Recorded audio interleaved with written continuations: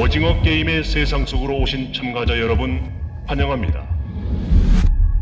여러분들은 참가자들과 함께 6가지 게임을 진행하게 됩니다. 이 목숨을 건 게임을 설계하신 분들을 지금 소개해드리겠습니다. 사실 이 작품을 기획한 건 2008년에서 9년 이즈음에 사실 기획을 했었어요. 좀 더 한국적이고 게임들로 이런 서바이벌을 다룬 작품이 하나 나오면 재미있을 것 같다는 생각을 했었어요. 미술적으로 이렇게 접근을 해서 공간들을 비주얼을 만들어 갈 때 관객들이 오징어 게임에 숨겨져 있는 의도들을 조금 같이 이렇게 생각하셨으면 좋겠다라는 그런 욕심 같은 게 있었어요. 첫날 아침에 이제 세트장을 들어가면은 사진 찍기 바빠요. 굉장히 몽환적인 기분을 느낄 수 있을 정도로 대본을 보면서 이 장소는 좀 이런 그림이겠지 하는 생각도 있었는데 막상 가보면은 전혀 생각했던 느낌하고 다른. 되게 황홀했어요. 그 공간 안에 들어간 순간 판타지적인 세상에 와 있는 것 같은데 또 반대로 우리에게 주어진 상황은 굉장히 감정적이고 뭔가 드라마틱하고 극적인 순간들이 있어서 사실 기대와 상상을 한 것 이상으로 충격적인 비주얼들이 펼쳐지더라고요. 모든 게임을 통과하신 우승자에게는 456억 원을 상금으로 드리겠습니다. 그럼 첫 번째 게임을 시작하도록 하겠습니다. 첫 번째 게임은 무궁화 꽃이 피었습니다입니다. 첫 번째 무궁화 꽃이 피었습니다라는 게임은 그 7, 80년대에 골목길에서 했었던 아이들의 게임이잖아요. 그래서 그때 그 초등학교 교과서에 나오는 철수와 영희의 어떤 그 일러스트를 참고해서 로봇을 만들게 돼요. 무궁화 꽃이 피었습니다가 가장 많은 사람이 동시에 할 수 있는 그런 놀이이기도 하고 가장 단순한 형태의 놀이이기도 하고 그래서 동시에 또 가장 충격적인 반전이 엔딩이 있을 수 있는 그런 게임이라고 생각해서 무궁화 꽃이 피었습니다를 가장 첫 번째 게임으로 삼았고요.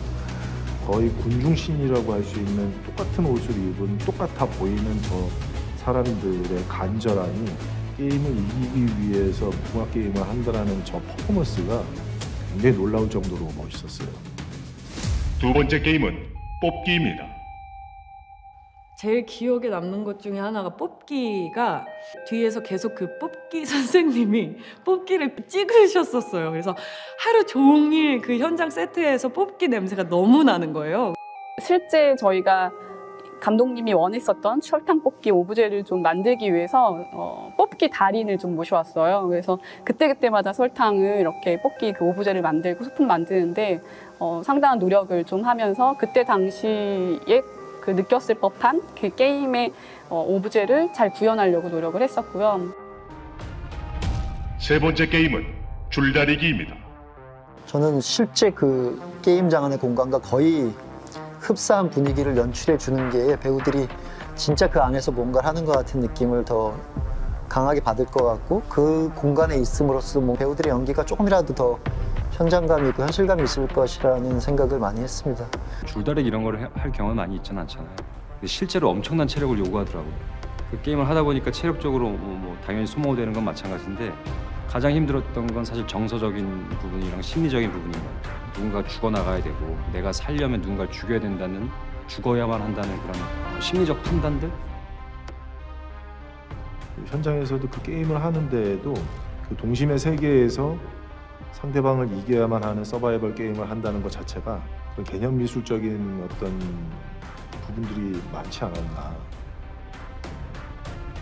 네 번째 게임은 구슬치기입니다.